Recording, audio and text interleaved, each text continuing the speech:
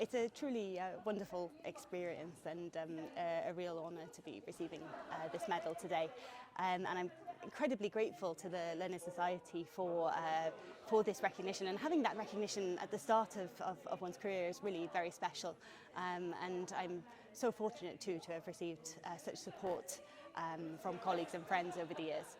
I'm a historian of Wales, medieval Wales primarily, and my work to date has focused especially on ideas of identity construction in medieval Wales.